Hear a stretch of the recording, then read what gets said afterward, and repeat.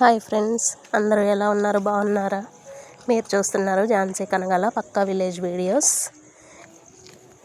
ఈరోజు అయితే చిక్కుడుగాయ పికిల్ పెడదామని ప్రాసెస్ స్టార్ట్ చేశాను.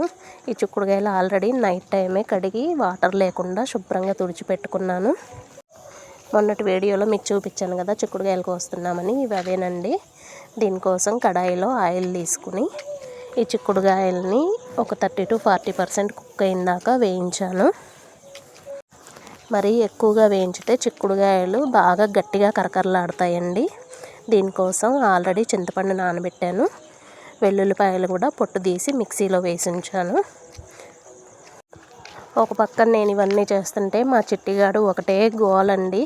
ఇది మనుషులకు బాగా అలవాటైపోయింది. బియ్యం వేసినా ఏం వేసినా కూడా ఒక్కదాని నుంచితే తినట్లేదు. మనుషుల దగ్గర ఉంటేనే తింటుంది. ఇంకా ఎటు వెళ్తే అటు కాళ్ళ దగ్గర తిరుగుతుందండి ఇది. అందుకే దీన్ని ఒక పక్కన వంటగదిలో పెట్టి ఒక పక్కన చట్నీ పడుతున్నాను. చూడండి, ఎటు వెళ్తే అటు వస్తుంది. దీన్ని ఎక్కడ తొక్కేస్తానో అని భయం అవుతుంది. ఇలాంటి ఒక జల్లెల్లో మనం ఇప్పుడు నానబెట్టుకున్న చింతపండు ఉంది కదా, దాన్ని మొత్తం పేస్ట్ లాగా చేసుకోవాలండి. ఈ నానబెట్టుకున్న చింతపండుని ఈ జల్లెల్లో వేసి మనం చేతితోటి బాగా స్ప్రెడ్ చేయాలి ఆదిమినట్లు. అలా చేస్తే మనకి పేస్ట్ అంతా కిందకి దిగిపోతుంది. ఇదిగోండి, ఇలా మొత్తం బాగా ప్రెస్ చేయాలి.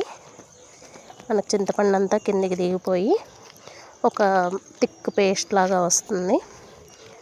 ఇదిగోండి, చూడండి ఎలా వచ్చిందో. ఇప్పుడు ఈ పేస్ట్ని మనం ఆల్రెడీ చిక్కుడుగాయలు వేయించుకున్నాం కదా, ఆ కళాయిలోనే ఆయిల్ కొంచెం వేడిగా ఉన్నప్పుడు ఈ చింతపండు పేస్ట్ కూడా వేయించుకోవాలి. మనం వాటర్ పోసి పేస్ట్ తీస్తాం కాబట్టి ఆ వాటర్ అంతా పోవాలండి, లేకపోతే పచ్చడి ఎక్కువ రోజులు నిల్వ ఉండదు.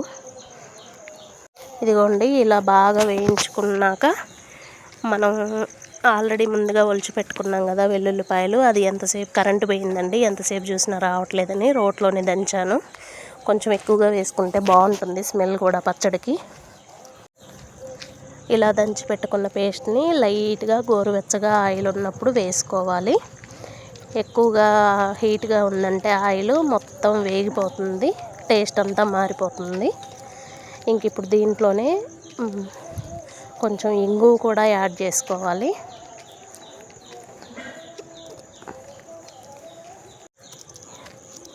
ఇదంతా కొంచెం సేపు చల్లారాలి పూర్తిగా.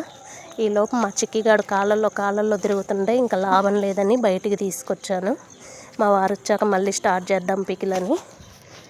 ఈలోపు చూడండి, ఇక్కడ ఇంకా ఫీడ్ వేస్తే ఇప్పుడు తింటుంది. ఇందాక బియ్యం వేసినా కూడా తినలేదు. నా చుట్టే తిరిగింది. ఇప్పుడు ఫీడ్ వేసి ఎదురుగా కూర్చున్నాను. ఇంక ఇప్పుడు తింటుంది ఇది. ఇంకా మా వారు వచ్చేసారు.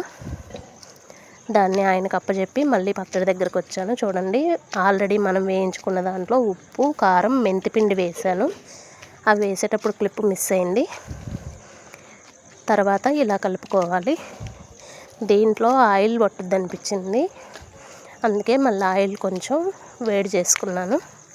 ఇలా వేడి చేసుకున్న ఆయిల్ని మళ్ళీ చట్నీలో వేసి కలుపుకోవాలి. అప్పుడు మనకి గ్రేవీలాగా వస్తుంది. పచ్చడి కొంచెం గ్రేవీగా ఉంటేనే బాగుంటుంది కదా. ఇలా ఆయిల్ వేసాక మళ్ళీ ఒకసారి కలుపుకున్నాను. ఇప్పుడు దీంట్లో ఆల్రెడీ వేయించి పెట్టుకున్న చిక్కుడుగాయలు కూడా వేసి కలపాలి. మనం ఎంత బాగా కలిపితే అప్పుడు ఆ గ్రేవీ అంతా చిక్కుడుగాయ లోపలికల్లా వెళ్ళిపోతుంది.